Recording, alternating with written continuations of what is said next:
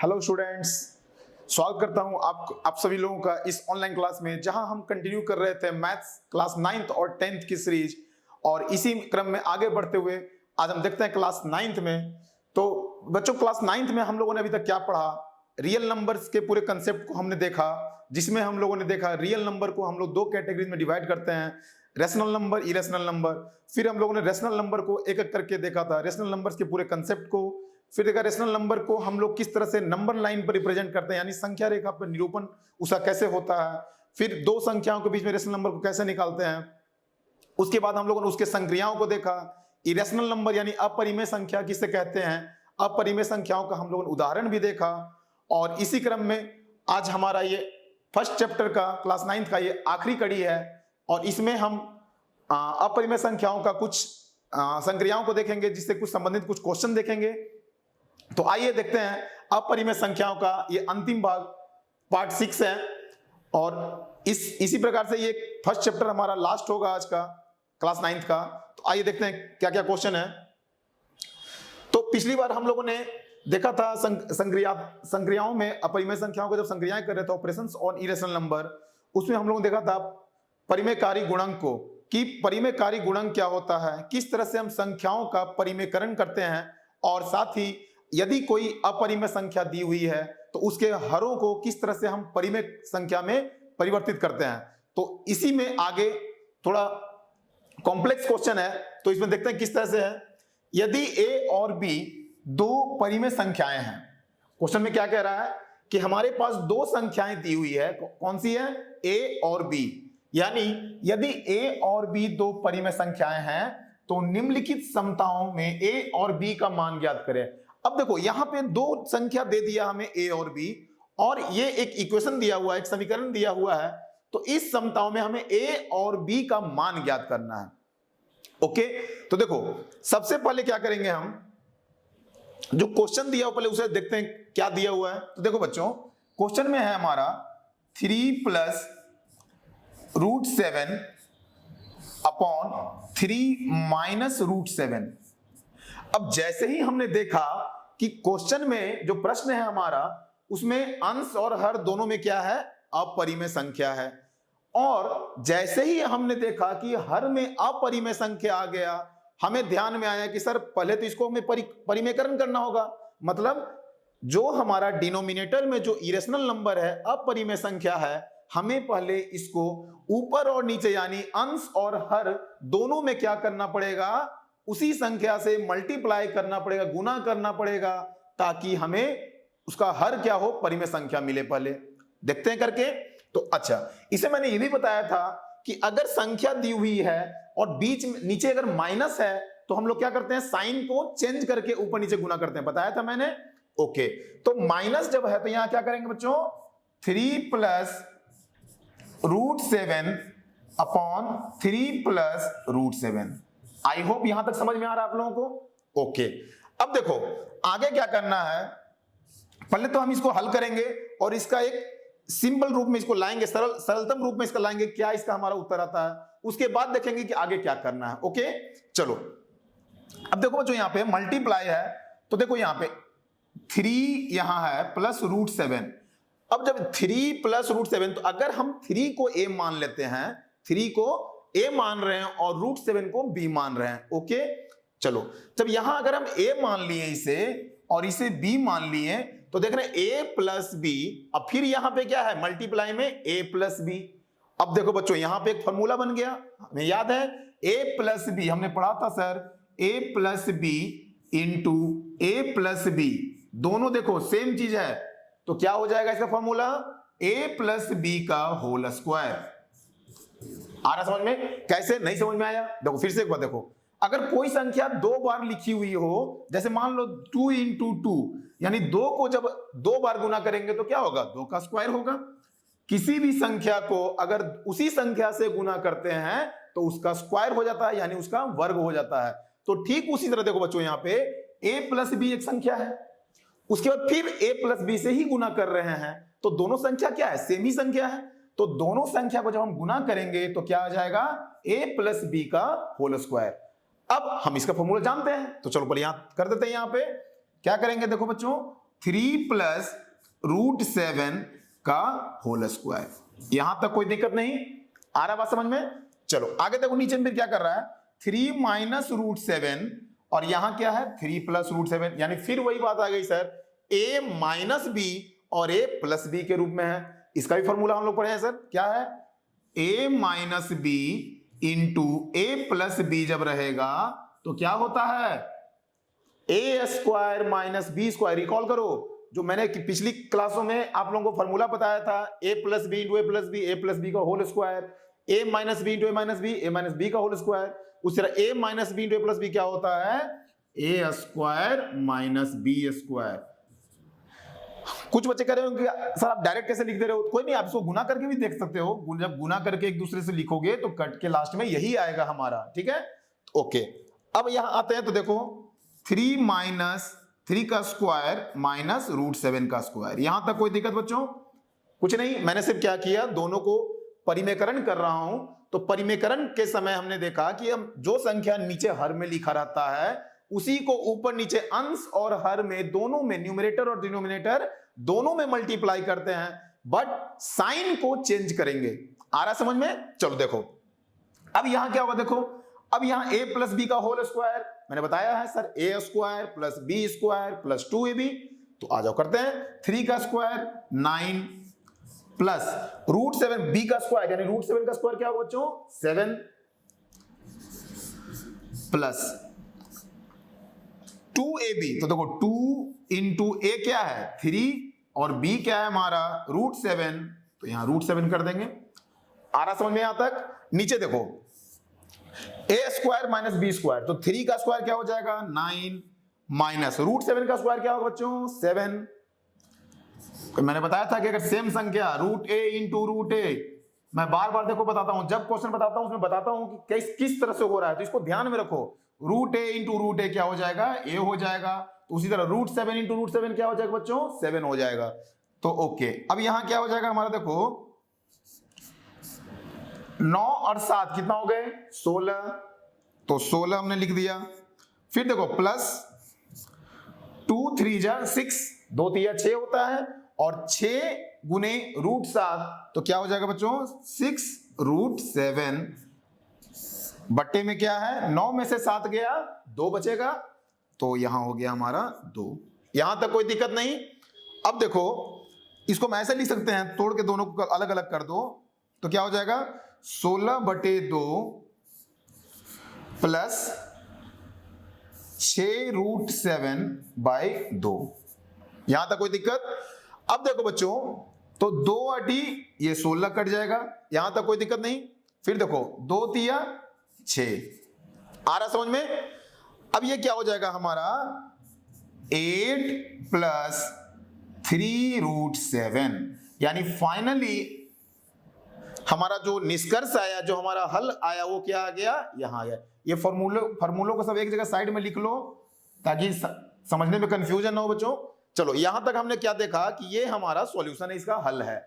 आ रहा समझ में? चलो तो अब देखो, अब कह रहा है कि ये पूरा जो क्वेश्चन का हमारा जो भाग है ये इसके बराबर है, यानी a प्लस बी √7 के बराबर है। तो यहां देखो अभी दोनों को हम बराबर करेंगे, हमारा जो हल आया है क्या है बच्चों 8 प्लस 3√7।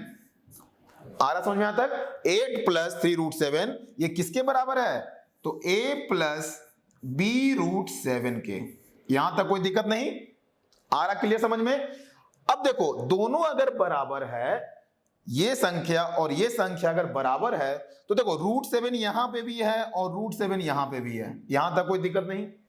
अब क्या करेंगे, यानी ये जो a भाग है ये इसके बराबर होगा, तो a बराबर हम क्या लिखेंगे, a बराबर 8 लिखेंगे, और 3√7 इधर क्या है b √7, और पूरा का पूरा दोनों बराबर है, तो b कितना के बराबर हो जाएगा 3 के बराबर, यानी लिखेंगे b बराबर क्या हो जाएगा 3। ये हो गया हमारा आंसर, यानी a बराबर 8 आ गया और b बराबर 3 आ गया। कोई दिक्कत? चलो आगे देखते हैं, आगे किस तरह क्वेश्चन इसमें रहता है। देखो ठीक उसी तरह क्वेश्चन है, थोड़ा सा चेंजिंग किया गया है बच्चों। क्या है, √5 - 1 upon √5 plus 1 plus root 5 plus 1 upon में root 5 minus 1 is equals to a plus B root 5। ये क्वेश्चन दिया हुआ है, क्लियर दिखाई दे रहा है सभी को, कोई दिक्कत?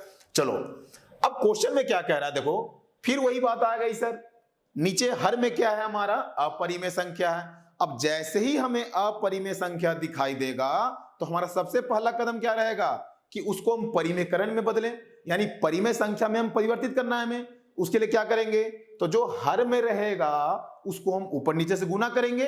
तो गुना कैसे करेंगे देखो, अब यहां देखो दो भाग है तो दोनों को अलग अलग हम कर सकते हैं, और नहीं तो फिर दोनों को तुम एक साथ एलसीएम लेकर लो, तरीका वही है। तो देखो हम क्या करते हैं, दोनों को एक साथ ले लेते हैं, एलसीएम लेंगे इन दोनों का तो क्या होगा, ए और बी का एलसीएम। अगर कोई संख्या कॉमन नहीं है तो क्या करते हैं, दोनों को गुना कर देते हैं। तो ए और बी का क्या हो जाएगा, ए बी यानी root 5 plus 1 into root 5 minus 1। यहां तक कोई दिक्कत? जब हम चाहते तो इसको अलग से इसको परिमेयकरण करो, फिर इसका अलग से परिमेयकरण करो, और फिर दोनों को जोड़ के बात वही आएगी। या तो तुम अलग अलग करो तो थोड़ा सा लंबा हो जाएगा, और ऐसे हम डायरेक्ट एलसीएम निकाल करते हैं तो कोई दिक्कत नहीं, बात वही है, आप करके देख लेना। तो देखो रूट 5 प्लस 1 इसको जब भाग देंगे तो ये कट जाएगा, तो बचेगा क्या, रूट 5 माइनस 1 बचेगा। यहां तक कोई दिक्कत? जब ये बचा तो जो बचता है उससे हम क्या करते हैं, अंश में गुना करते हैं, यानी इससे गुना किसमें करेंगे, इसमें। कोई दिक्कत? ये तरीका है भिन्न का जोड़ करने का। तो देखो root 5 minus 1 into root 5 minus 1, same same संख्या गुना कर रहे हैं तो स्क्वायर हो जाएगा। तो क्या हो जाएगा, रूट 5 माइनस 1 का होल स्क्वायर प्लस, अब यहां प्लस का चिन्ह है तो हमने दे दिया।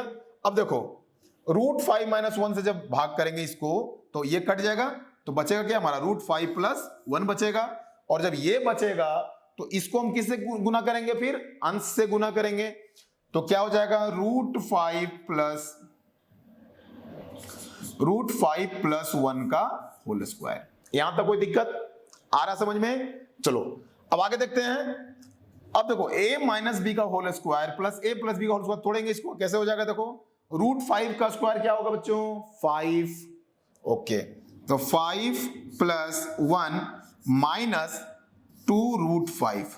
यहां तक समझ में आया? आया कि नहीं आया? a square plus B square minus 2ab, clear? Okay, अब इधर देखो प्लस जब करेंगे हम लोग तो फिर इसका तोड़ेंगे उसी तरह से, 5 प्लस 1, ये मैंने डायरेक्ट लिख रहा हूं, मैं स्क्वायर का चिन्ह नहीं दे रहा हूं, एक स्टेप।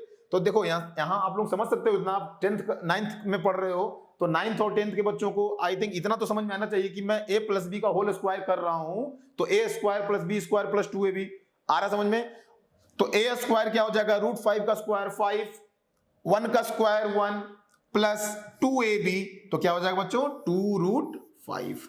यहां तक कोई दिक्कत? मैंने कुछ नहीं किया, मैंने सिर्फ क्या किया, a माइनस बी का होल स्क्वायर और a प्लस बी का होल स्क्वायर को मैंने क्या कर दिया, ब्रेक कर दिया। अब देखो आगे, यहां देखो a plus B into a minus B के रूप में है, तो क्या हो जाएगा, a square minus B square, तो ये हो जाएगा हमारा रूट 5 का स्क्वायर यानी 5 और माइनस 1 का स्क्वायर मतलब 1। यहां तक कोई दिक्कत नहीं। चलो आगे देखते हैं बच्चों, इसी क्रम में आगे बढ़ते हैं। क्या हो रहा है देखो, 5 प्लस 1 6 और 5 प्लस 1 6 और 6 क्या हो, पहले तो देखो ये माइनस और प्लस सेम सेम है तो ये कट जाएगा, कैंसिल हो जाएगा एक दूसरे को, प्लस 2 माइनस 2 कैंसिल। तो उसी तरह प्लस 2 रूट 5 माइनस 2 रूट 5 क्या हो जाएगा, एक दूसरे को कैंसिल कर देगा, क्योंकि दोनों का मान बराबर है और दोनों का चिन्ह एक दूसरे से विपरीत है। तो अगर मान बराबर हो और चिन्ह विपरीत हो तो एक दूसरे को कैंसिल कर देता है। तो यहां क्या हो गया, ये दोनों एक दूसरे को कैंसिल कर दिया, तो 5 और 1 6 और 6 12, तो कितना हो गया बच्चों, 12 बटे 5 में से एक, 5 में से क्या कितना बचेगा, 4 यानी एक क्या बच गया, 4 3 जा 12, तो आंसर क्या आ गया हमारा 3। यहां तक कोई दिक्कत आ रहा समझ में? चलो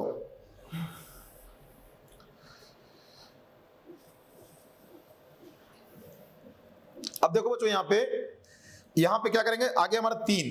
अब ये जो है किसके बराबर है, a प्लस बी रूट 5 के बराबर है, तो क्या लिखेंगे, 3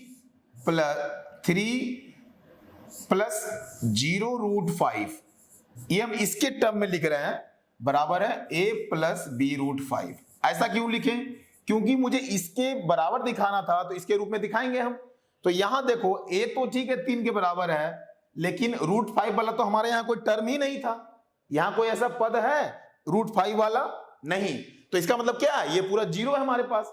तो अब इसलिए मैंने जानबूझ के जीरो के रूप में दिखाया। अब जीरो गुना क्या होगा, किसी भी संख्या गुना जीरो ही होगा, तो इसलिए हम यहां क्या लिख सकते हैं, a बराबर 3 और b बराबर 0। ये हो गया हमारा आंसर। यहां तक कोई दिक्कत बच्चों आ रहा है समझ में? चलो आगे बढ़ते हैं। निम्नलिखित का मान एक धन पूर्णांक के घात के रूप में लिखें। यानी कि यहां हमें क्या करना है, इनको धन पूर्णांक के घात के रूप में लिखना है, मतलब इनको कन्वर्ट ऐसा कर, उसको ऐसा परिवर्तित करना है कि धनात्मक पूर्णांक हो और उसका घात के रूप में लिखना है। उससे पहले मैं आपको कुछ फॉर्मूला इसका बता दूं। देखो ये घातों के ऊपर जो हमारा क्वेश्चन आता है, इसके लिए कुछ फॉर्मूले हमें पते होना चाहिए, ठीक है। जैसे में देखो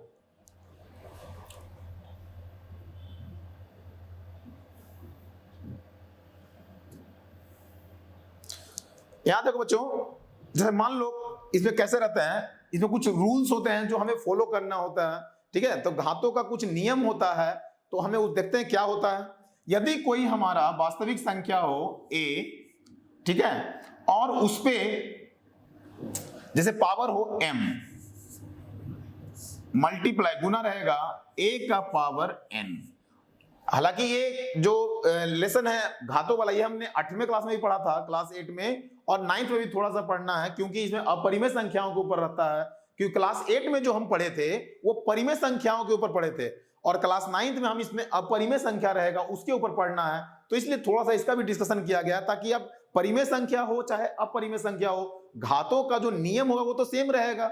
बस बच्चे क्या होते हैं, थोड़ा सा रूट देख लेते हैं, अगर क्यूब रूट देख लेते हैं, घनमूल वर्गमूल देख लेते हैं, तो बच्चे को थोड़ा लगता है कि ये क्वेश्चन बहुत हार्ड है। क्वेश्चन हार्ड नहीं होता, क्वेश्चन का पैटर्न वही रहता है, क्वेश्चन का तरीका वही रहता है, सिर्फ उसे कंसेप्ट बिल्कुल सेम रहेगा, सिर्फ बनाने का थोड़ा सा तरीका बदल जाता है। देखो कैसे, अब देखो यदि हमने पढ़ा था क्लास 8 में भी पढ़ा होगा इसे बच्चों आप लोगों ने, कि यदि कोई दो वास्तविक संख्या, दोनों का आधार सेम है, बेस सेम है, और अगर गुना है बीच में, तो उनका जो घात होता है क्या होता है, आपस में जुड़ जाता है। यानी यहां क्या हो जाएगा, a का पावर m प्लस n। मेरे यहां तक समझ में आ रहा होगा। जैसे अगर इसी में भाग रहा, a का पावर m, बीच में भाग है a का पावर n, या इस रूप में भी रह सकता है a का power m divided by a का पावर n। ठीक है बच्चों, तो इसको हम कैसे करेंगे, दोनों का अगर आधार सेम होता है तो उसके घातों का क्या होता है, आपस में माइनस हो जाता है, यानी a का पावर m माइनस n। उम्मीद है यहां तक समझ में आ रहा है आप लोगों को। अब देखो तो यहां क्या करेंगे, फिर मान लो ये हो गया पहला, यहां दूसरा, तीसरा फॉर्मूला इस तरह से रहेगा a का पावर माइनस n। अब देखो बच्चों, अगर किसी वास्तविक संख्या का घात जो है अगर ऋणात्मक है यानी माइनस नेगेटिव साइन है, तो इसको हम इस तरह से लिखते हैं 1/a का पावर n। आ रहा समझ में, ये हमारा एक नियम है। लेकिन अब तो ये रहेगा, अगर a ऐसा रहेगा तो मान लो, अगर सर कुछ नहीं बोला कि सर अगर a/b रहेगा तो a/b का पावर माइनस n रहा, तो क्या करेंगे, तो कुछ नहीं, वही करेंगे। जैसे मैंने क्या बोला, ये वास्तविक संख्या है, तो ये भी तो हमारा वास्तविक संख्या है, भले ही बटे में हो, ये तो क्या बटे में ये नहीं था, a/1 ये है। आ रहा समझ में, हमारा वास्तविक संख्या हमारा होना चाहिए, यानी कोई भी संख्या वास्तविक होना चाहिए, तो ये भी वास्तविक संख्या है। तो इसे भी कैसे करेंगे, 1/a/b का पावर n, यानी अब देखो, जब 1 डिवाइड में ऐसे करेंगे 1/2/3, तो हम लोग जानते हैं कि सब जब इसे बनाते हैं तो 1 × 3/2 हो जाता है। ये हमारा भाग का नियम हम बचपन से ही पढ़ते आ रहे हैं। तो इसी तरह यहां क्या होगा, ये b ऊपर चला जाएगा, तो क्या होगा, b/a की पावर n। तो कहीं बुक में आपको डायरेक्ट लिखा रहेगा कि यदि फ्रैक्शन है और उसका माने भिन्न है और उसका घात जो है ऋणात्मक है, तो हम क्या करेंगे, सीधे उस घात को ही पलट देते हैं और प्लस का चिन्ह दे देते हैं, यानी कि प्लस n दे देंगे, धनात्मक चिन्ह दे देंगे। तो कैसे आया समझ में आ रहा है, कंसेप्ट यही है, कोई भी संख्या हो अगर ऋणात्मक घात है उसका, तो उसको हम पलट देते हैं तो उसका प्लस हो जाता है। यहां तक कोई दिक्कत, ओके। अब देखो चौथा अगर रहेगा इस तरह से a का पावर m, पावर है n, तो इससे क्या हो जाता है, दोनों आपस में मल्टीप्लाई हो जाता है, गुना हो जाता है, तो a का पावर m इंटू n हम कर लेते हैं। ओके, अच्छा अब देखो मान लो कोई संख्या है रूट ए, ये अलग फॉर्मूला देखो, इसे 5वां लिख सकते हो। अगर रूट ए है तो इसको हम क्या लिखेंगे, a का पावर 1/3। आ रहा समझ में? यदि क्यूब रूट अगर घनमूल रहेगा, ये तो वर्गमूल था तो 1/2 होगा, ठीक है, क्योंकि ये वर्गमूल है, वर्गमूल में 2 पावर होता है। अगर यही रहा हमारा घनमूल, जैसे क्यूब रूट ऑफ a, तो क्या लिखेंगे, a का पावर 1/3। अगर 4 रहा तो 1/4, 4th रूट रहा, 5th रूट रहा तो 1/5 लिखेंगे। यानी मूल में जो पावर रहेगा उसका 1 इतना पावर हम लगा देते हैं। कोई दिक्कत? अच्छा, अब इसी में और किस तरह से रह सकता है बच्चों, देखो जैसे कुछ और इस तरह से रह सकता है कि हमारा a का पावर 2 इंटू 1/3, तो क्या हो जाएगा, a का पावर 2 1 जा 2, ये दोनों मल्टीप्लाई हो जाएगा 2/3। यहां तक कोई दिक्कत? अब देखो मान लो किसी की संख्या अगर 0 रहा, किसी भी संख्या का घात अगर 0 है यानी शून्य है, तो इसका मतलब होता है 1। कोई भी संख्या हो, चाहे वो वास्तविक संख्या कैसा भी हो, चाहे रूट हो, मान लो अगर रहेगा यहां पे रूट टू का पावर 0, तो कोई बात नहीं 1 होगा। 3x की पावर 0, कोई बात नहीं 1 होगा। मतलब संख्या यहां कैसा भी होगा, ठीक है, वास्तविक संख्या की मैं बात कर रहा हूं, तो वास्तविक संख्या में चाहे वो परिमेय संख्या हो, अपरिमेय संख्या हो, कोई पूर्णांक हो, सम संख्या, विषम संख्या, धनात्मक, ऋणात्मक, पूर्णांक जैसे ही बोला सब कुछ आ गया। तो किसी भी संख्या का अगर हमारा घात शून्य हो जाता है तो वो संख्या क्या हो जाएगा, 1 के बराबर हो जाता है। उम्मीद है यहां तक समझ में आ रहा है आप लोगों को। तो ये कुछ फॉर्मूला थे जो हमें यहां यूज करना है इसमें। अब इसी का यूज करके हम लोग ये क्वेश्चंस को हम लोग बनाएंगे। तो आइए देखते हैं क्वेश्चंस किस तरह से बनाते हैं। चलिए तो चलो देखते हैं क्वेश्चन कैसे बनता है। अब देखो यहां पे क्या है, 7 इंटू 3 इंटू 9 के पावर 3। मैंने क्या बोला था, देखो 2 तरह से बताया था, या तो हमारा आधार सेम रहेगा या फिर पावर सेम रहेगा। मान लो पावर अगर सेम है तो ऐसे रहेगा, a का पावर m इंटू b का पावर m। तो इसमें क्या करते हैं हम लोग, पावर देखो यहां पे घात जो है वो क्या है, हमारा एक ही है, सेम है, तो क्या लिखेंगे, a इंटू b का घात क्या हो जाएगा हमारा m। यानी घातों को हमने क्या किया, उभयनिष्ठ मान लिया, कॉमन मान लिया, और दोनों संख्याओं को क्या कर दिया, गुणन कर दिया। ओके, तो यहां क्या करेंगे हम, 7 इंटू 9 और इसका घात क्या हो जाएगा 3, यानी 7 9 जा 63 का पावर, यानी घात क्या हो जाएगा 3। यही हमारा आंसर। क्यों, यहां कह रहा था कि निम्नलिखित का मान एक धन पूर्णांक, तो धन पूर्णांक है ये 63 के घात के रूप में लिखें। हमें इसको गुना करके नहीं लिखना है 63 को, ऐसा नहीं कि 63 का पावर 3 है तो 63 इंटू 63 इंटू 63 कर देना, नहीं, हमें जो क्वेश्चन पूछा जाए उतना ही करना है। क्वेश्चन में कहा गया कि धन पूर्णांक के घात के रूप में लिखो, तो भाई हमने इसको धन पूर्णांक में बदल दिया 63, और इसका घात क्या है 3 है। कोई दिक्कत? आगे देखो, मैंने बताया था भी कि अगर a का पावर m है इंटू n यहां पर है पावर में, तो क्या हो जाता है a का पावर m इंटू n। अभी जस्ट हमने पढ़ा था, तो देखो यहां पर वही है, 5 का पावर 2 इंटू -7 क्या हो जाएगा, 5 का पावर -14। तो यहां क्या लिखते हैं, 5 का पावर -14 हो गया। ये हमारा आंसर। क्यों, क्योंकि धन पूर्णांक ये है 5, और इसका घात के बारे में नहीं बोला कि घात प्लस हो या माइनस हो, सिंपली बोला गया क्वेश्चन में कि धन पूर्णांक के रूप में लिखिए जहां उसका घात भी दिखाइए, तो हमने घात दिखा दिया। अब अगर इसे सिंप्लीफाई करने के लिए कहेगा कि सरल करो, तो सरल करने के लिए क्या करेंगे, इसको फिर से लिखेंगे 1/5 की पावर 14।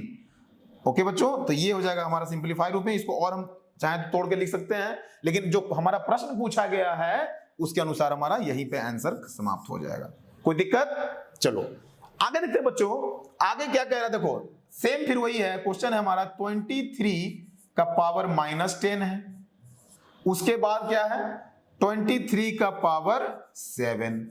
अब देखो दोनों क्या है, जो हमारा आधार है वो क्या है, बराबर है 23, यानी 23 जो है यहां पे हमारा आधार का काम कर रहा है और इसके घात क्या है, -10 और 7। मैंने बताया था कि यदि आधार हमारा बराबर हो तो घातों को क्या करते हैं, हम माइनस कर देते हैं।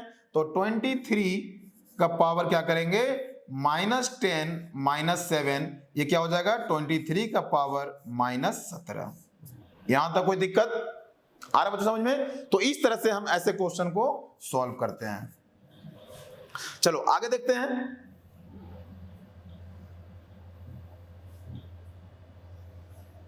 अब ये देखो निम्नलिखित को सरल करें। अब इस तरह क्वेश्चन रहेगा तो कैसे करेंगे, तो देखो यहां क्या करेंगे, 2 का पावर 1/3 इंटू 5 का पावर 1/2। अब ना तो यहां पे हमारा आधार सेम है और ना ही हमारा घात सेम है, तो ऐसे में क्या करेंगे सर, तो देखो क्या करेंगे। सबसे पहले हमारा काम क्या होगा कि हम घातों को बराबर करने की कोशिश करें। कैसे, तो देखो तरीका होता है इसमें कि 2 का पावर 1/3 अगर है घात इंटू 5 का पावर 1/2 है, तो देखो 3 और 2, यानी अगर इस घात को इधर गुना कर दें और इस घात को इधर गुना कर दें तो कोई दिक्कत, देखो कैसे, तो इसको कर दिए 1/2 और इधर कर दिए 1/3, ठीक है। अब सर ऐसे कैसे कर दिए, तो एक काम करो यहां पर कर देते हैं हम 2 गुना, तो 2 कट जाएगा और इधर 3। अब तो कोई दिक्कत नहीं आ रहा समझ में, ये 3 कट जाएगा तो कोई दिक्कत नहीं, बात वही रह जाएगी। तो इसको हम क्या कर सकते हैं, 2 की पावर 2 का स्क्वायर, देखो ये 2 को अंदर ले लिए और इसका पावर ले लिए हम लोग 1/6, 1/6, 3 2 जा 6 प्लस फिर यहां मल्टीप्लाई का साइन है, देखो मल्टीप्लाई, देखो फिर ये 3 को हम अंदर ले लिए, 5 की पावर 3 को अंदर ले लिए और ऊपर क्या बच गया, 2 3 जा 6 यानी 1/6। यहां तक समझ में आया बच्चों। मैंने क्या किया, घातों को परस्पर जो उनका था, अगर इधर 1/2 था तो इधर 1/3 था, तो उन दोनों को एक दूसरे के विपरीत से मैंने गुना कर दिया। उसके बाद देखो अब किसी संख्या में हम ऐसे ही अपने मन से गुना तो कर नहीं सकते हैं, तो उसके लिए क्या किया हमने, अगर यहाँ 1/3 से गुना किया था तो मैंने 3 ऊपर भी गुना कर दिया, ताकि ये 3 और 3 कट जाएगा तो फिर वही बात रह जाएगी। इधर भी मैंने 1/2 से गुना किया था तो मैंने उसको कैंसिल करने के लिए फिर ऊपर 2 से गुना कर दिया। अब देखो ये 2 कट जाए, तो बोलो सर कि जब आपको कैंसिल ही करना था फिर गुना क्यों किए, गुना इसलिए कि बच्चों ताकि इनका घात को मैं बराबर कर सकूं, ये तरीका होता है, ठीक है। तो देखो ये यहां भी घात अब 1/6 हो गया, अब यहां भी घात क्या हो गया 1/6। अब आपको घात बराबर नजर आ रही है। अब देखो ये क्या होगा, 2 का स्क्वायर क्या हो जाएगा 4, 4 का पावर 1/6 मल्टीप्लाई 5 का क्यूब कितना होगा, 5 का घन 125, तो 125 का पावर 1/6, तो ये हो गया बच्चों 125। अब देखो फिर से क्या हो गया, घात हमारा बराबर आ गया, तो मैंने बताया था कि 125 इंटू 4 कर देंगे, सॉरी 125 इंटू 4 कर देंगे, का पावर क्या हो जाएगा 1/6। तो यहां क्या हो जाएगा बच्चों, 125 इंटू 4 करेंगे तो 500 का पावर 1/6, ये हो गया हमारा आंसर। इसी तरह से बच्चों ये होगा, इसमें क्या है देखो 7 का पावर 1/3 इंटू 2 का पावर 1/2, यहां तक समझ में आ रहा है। अब देखो इसमें क्या करना है, फिर वही चीज है, देखो 1/3 1/2, तुम क्या करेंगे 7 की पावर 1/3 में मल्टीप्लाई करेंगे 1/2 और 2। अब इधर क्या करेंगे, यहां 1/2 है तो इधर क्या था 1/3, तो इसका उल्टा से हम उधर गुना कर देंगे 1/3। अब 1/3 में किए तो 3 से ऊपर से भी गुना करना पड़ेगा, ताकि 3 और 3 क्या हो जाए कट जाएगा, तो बात वही रह जाएगी, 2 और 2 कट गया बात वही रहेगा। फिर क्या करेंगे 7 का स्क्वायर इंटू 1/6 और यहां क्या हो जाएगा बच्चों 2 का क्यूब, ये 3 को हम अंदर ले लेते हैं तो क्या हो जाएगा 1/6। आ रहा समझ में यहां तक। अब क्या देखो बाहर में 1/6 इधर 1/6, दोनों का घात क्या हो गया बराबर हो गया। जब घात बराबर हो गया तो हम क्या लिख सकते हैं, यहां पे 49 का पावर 1/6, माने 49 का घात कितना हो गया यहाँ पे 1/6 हो गया, और मल्टीप्लाई 2 का क्यूब यानी 2 का घन कितना होता है बच्चों, 2 दूनी 4 दूनी 8, तो 8 का घात 1/6। यहां तक कोई दिक्कत? अब वही बात आ गई, घात हमारा बराबर हो गया तो संख्याओं को क्या करेंगे, गुना कर देंगे। तो इसको गुना कर दो, 49 × 8 कितना होगा, 8 × 9 72 का 2 हाथ में 7, 8 चौके 32 और 7 39, तो 392 का पावर 1/6। ये हो गया हमारा आंसर। कोई दिक्कत बच्चों यहां तक? क्लियर है? चलो आगे बढ़ते हैं। अब देखो अगला जो हमारा टॉपिक है, लास्ट टॉपिक है हमारे इस चैप्टर का, अपरिमेय संख्याओं को संख्या रेखा पर निरूपण करना। हम लोगों ने पढ़ा था संख्या रेखा को निरूपण करना, संख्या रेखा पर परिमेय संख्या को, और साथ ही साथ में अब हम देखेंगे अपरिमेय संख्याओं को भी किस तरह से हम संख्या रेखा पर निरूपण कर सकते हैं, यानी इरेशनल नंबर को, how to represent irrational numbers on the number line. तो देखो बच्चों, जैसे हम लोगों ने रेशनल नंबर को किया था, ठीक उसी तरह से इरेशनल नंबर को भी किया जाता है। और इनमें सबसे बड़ी खुशी की बात यह है, इसमें एक और आता था अपरिमेय संख्याओं को निरूपण करना संख्या रेखा पे, जो आवर्धन विधि से आती थी, उसे इस बार हटा दिया गया आप लोगों को, क्योंकि थोड़ा सा वो टफ होता था, तो इसलिए उसे हटा दिया गया। तो बहुत ही खुशी की बात है बच्चों आप लोगों के लिए, अब बहुत ही आसान रह गया। सिर्फ जैसे अपरिमेय संख्या, जैसे मान लो √2 है, √3, √5, √7, इन सभी को बस हमें अब दिखाना है। और जनरली क्वेश्चन इन्हीं में से आता है, √2, √3, √5, √7, इससे ज्यादा नहीं आता है। बहुत ज्यादा करेगा तो √10 दे देगा, √11 दे देगा। हमें बस तरीका पता होना चाहिए, क्वेश्चन कुछ भी दे दे हम आसानी से बनाएंगे। देखो तरीका क्या है बच्चों, नंबर लाइन जब भी संख्या रेखा की बात होगी तो हम क्या करेंगे, जैसे मान लो √2 लेके चलते हैं, ठीक है। तो पहले इसका कंसेप्ट समझो। सबसे पहले हम क्या करेंगे, नंबर लाइन बना लेंगे, संख्या रेखा का निरूपण कर लिया हमने। अब देखो इस पे हमें अपरिमेय संख्या को निरूपित करना है, तो सबसे पहले क्या करेंगे, 0 यहां ले लेंगे, 1, ये बराबर दूरी पे रहना चाहिए, 1 2 3, इधर ले लेंगे -1 -2, इधर -3, डॉट डॉट ऐसे चलते जाएगा। यहां तक कोई दिक्कत? अब देखो बच्चों हमें क्या लाना है, √2। अब √2 लाना है तो पहले याद करो, पाइथागोरस प्रमेय हमने पढ़ा था।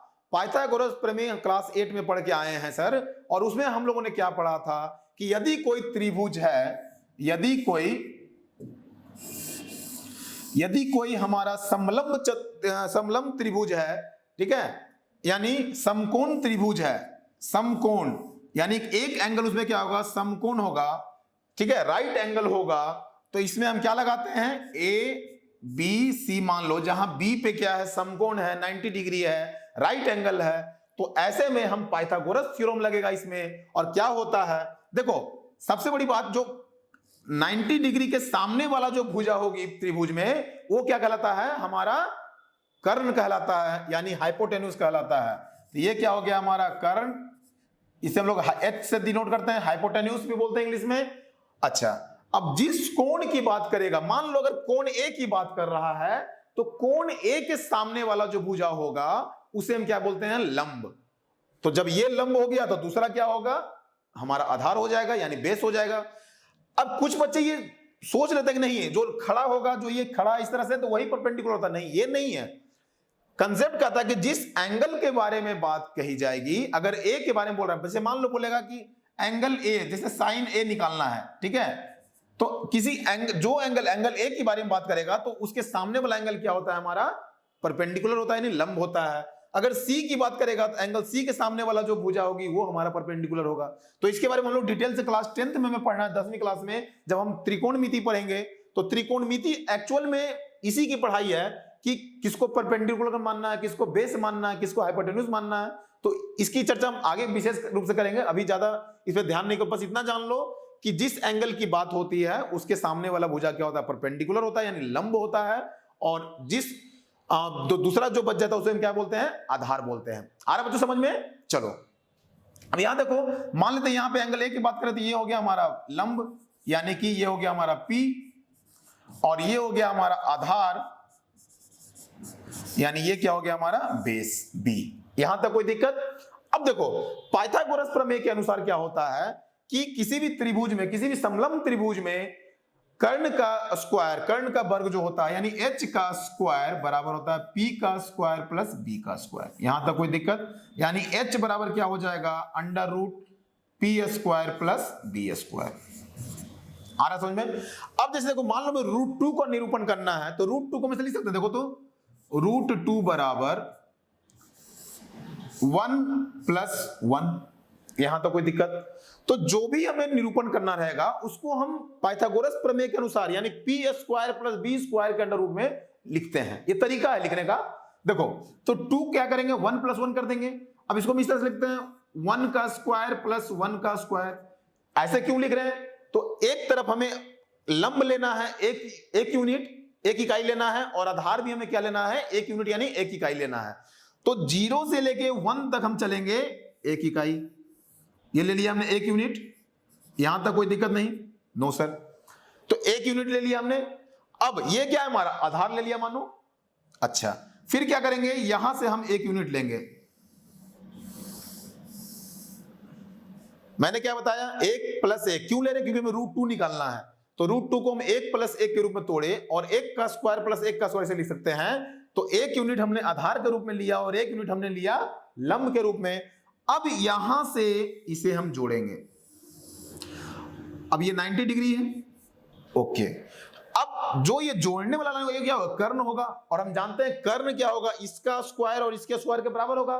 क्यों? पाइथागोरस प्रमेय में हमने पढ़ा है कि एच स्क्वायर बराबर क्या होता है, P square plus B square, यानी एच बराबर under root P square plus B square. यहां तक कोई दिक्कत? चलो तो यहां 1 यूनिट, तो इसका मतलब ये क्या हो जाएगा हमारा रूट 2। कोई दिक्कत? अब जब ये कर्ण हमारा रूट 2 है तो हम यहां पे कंपास रखेंगे बच्चों। देखो यहां पे से कंपास रखेंगे इस तरह से, और ये जो है यहां पे कंपास रख के ये जहां ऐसे कटेगा ऐसे काट देंगे। पेंसिल जो होगा हमारा यहां रखेंगे, ये हमारा कंपास यहां 0 पे रखेंगे और यहां पे से पेंसिल रखेंगे कंपास का, और इसे यहां से ऐसे करके काट देंगे। जहां कटेगा वो क्या हो जाएगा हमारा, यहां से यहां रूट 2 का हो जाएगा। आ रहा समझ बच्चों? और रूट 2 की वैल्यू हम जानते हैं कितना होता है, 1.414। तो देखो 1 के बाद जाएगा ये, तो यहां देखो 0 से 1 के बाद यहां आ रहा है 1.4 के पास। तो ये हो गया, इस तरह से हम रूट 2 का निरूपण करते हैं। चलो एक और देखते हैं, रूट 3 का करके देखते हैं।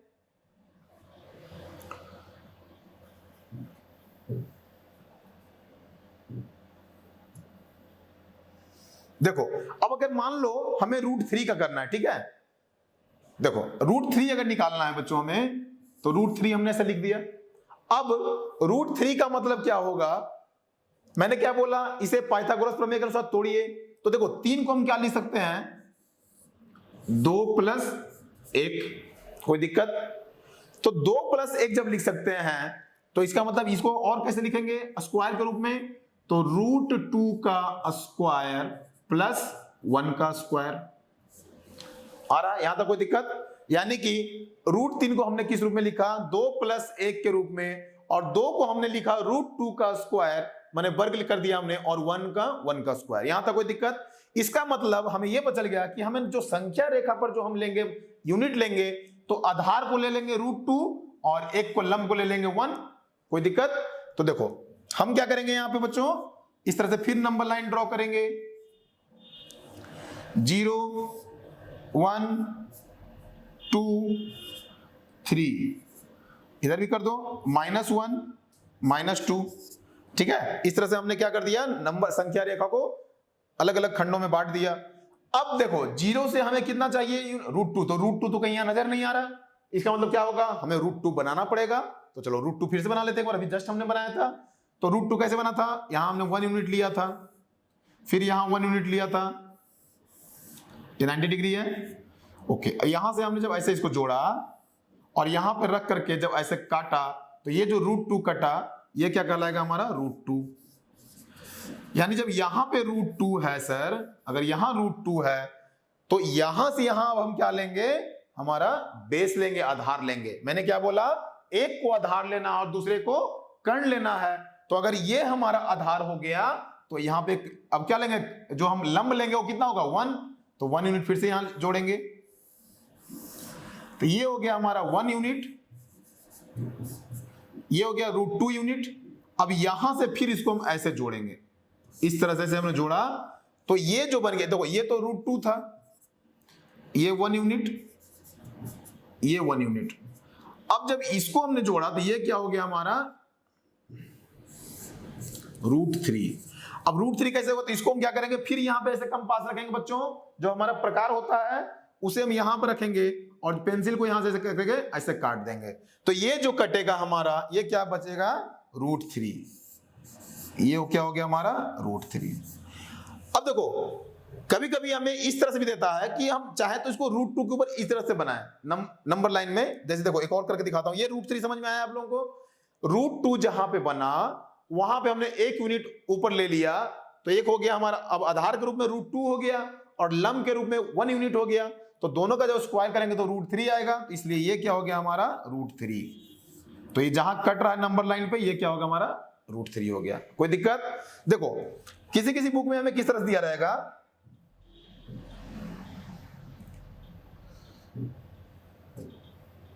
देखो बच्चों मान लो √3 को ही किस तरह दिखाएगा, देखो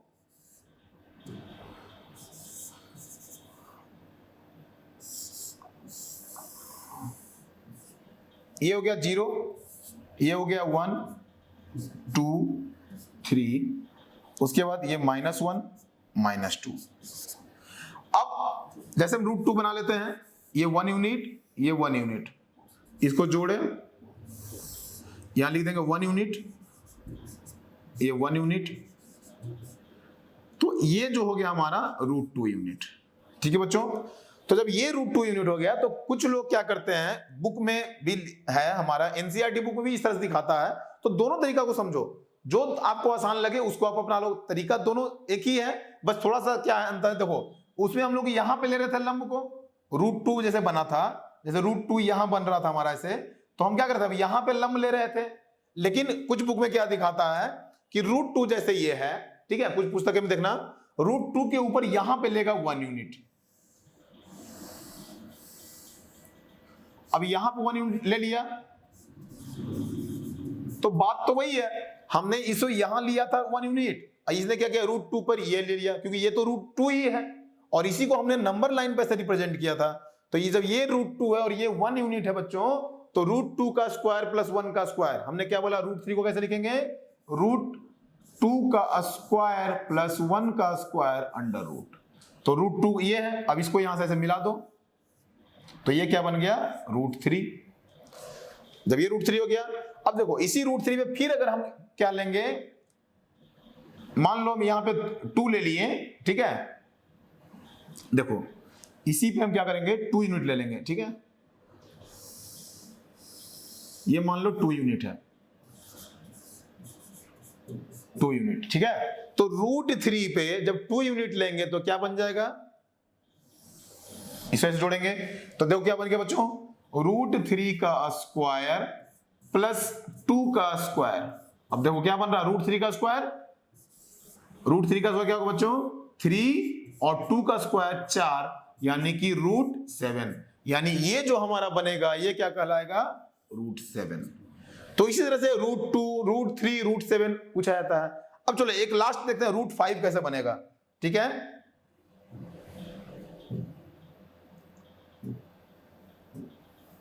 देखो बच्चों, अब मान लो √5 पूछता है आपको, तो √5 कैसे बनाएंगे, तो सबसे पहले देखेंगे √5 को कैसे लिख सकते हैं हम लोग, तो इसे लिख सकते हैं हम लोग 4 + 1,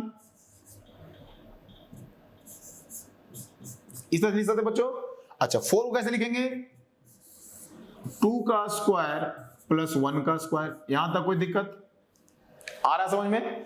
तो देखो नंबर लाइन लिए, ये तो आसान है थोड़ा, √5 0 1 2 3, फिर ये हो गया -1 -2।